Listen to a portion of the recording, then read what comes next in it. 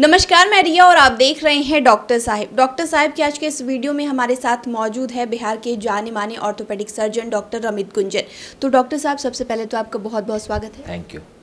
Doctor साहब, बहुत बार महिलाओं में एक समस्या होती है कि एक वक्त के बाद हड्डियां जो है बहुत कमज़ोर हो जाती हैं, ज़रा सी चलने फिरने पे हड्डियां और या फिर कहीं टकराए तो टूट जाती है। तो उसका कारण क्या हो सकता है? महिलाओं में या किसी भी पुरुष हो या महिला हो, किसी में भी उम्र बढ़ने के बाद हड्डियों का कमज़ोर होना बड़ा लाजमी है और इसको हम लोग ओस्टियोपोरोसिस कहते हैं।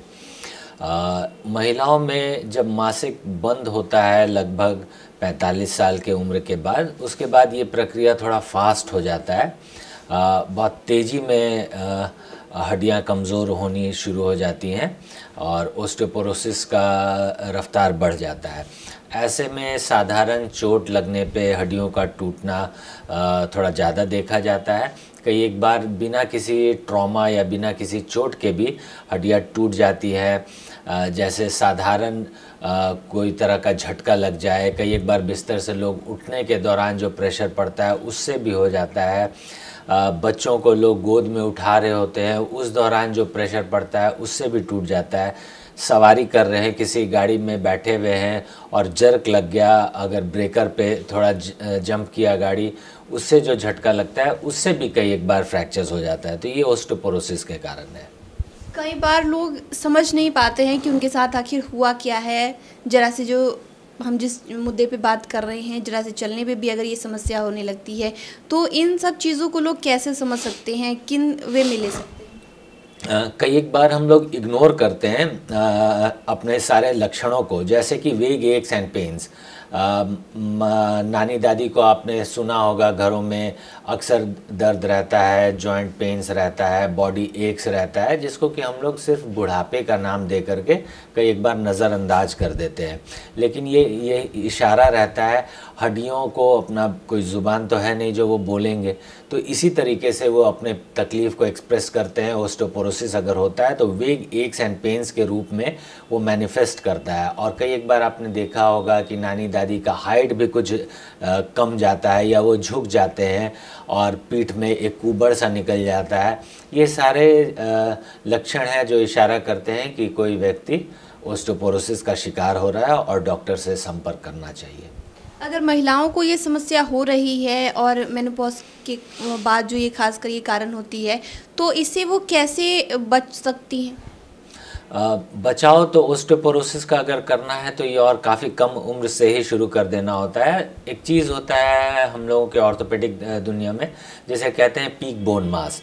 ये हम जो भी कैल्शियम और विटामिन डी युक्त आहार लेते हैं, इससे हड्डियों में मजबूती आती है और ये प्रक्रिया कमोबेश 30 साल की उम्र तक ही चल पाता है। इसके बाद 30 साल की उम्र के बाद हमारी हड्डियां at the rate of 0.3% per year धीरे धीरे डीके होती हैं या उसमें से लॉस होता है। तो हम जितना अधिक पीक बोन मास रखेंगे उतना ज़्यादा वक्त तक हमारा हड्डी मजबूत रहेगा। तो अगर ओस्टियोपोरोसिस से बचाव करना है तो शुरुआती उम्र में ही खान पान बेहतर रखने का ज़रूरत है।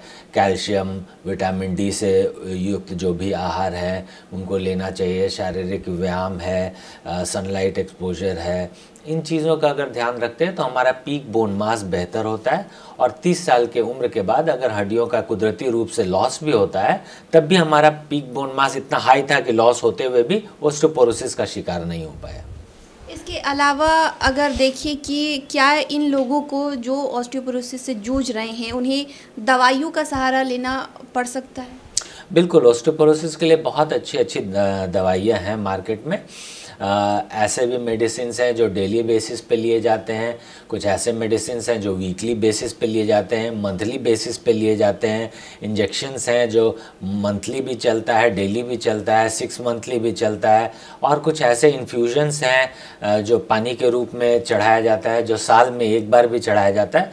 तो राइट फ्रॉम डेली बेसिस से ले करके एनुअल बेसिस पे दिया जाने वाला सब प्रकार का दवा है, वो गोली के रूप में भी है, पीने वाले के रूप में भी है, इंजेक्टेबल्स के भी फॉर्म में, सबका सहारा लिया जा सकता है। तो शुक्रिया डॉक्टर साहब, जो आपने बताया ऑस्टियोपोरोसिस के बारे में, उसके लिए बहुत बहुत धन्यवाद। Thank you.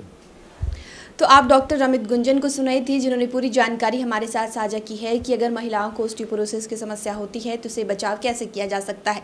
इस विषय में आप क्या सोचते हैं, कमेंट कर जरूर बताएं। चैनल को सब्सक्राइब कर ले, फेसबुक पेज को लाइक कर ले। साथ ही डॉक्टर साहब से आपकी क्या सवाल है, कमेंट कर या मेल के माध्यम से भेज सकते हैं। वीडियो देखने के लिए आपका शुक्रिया।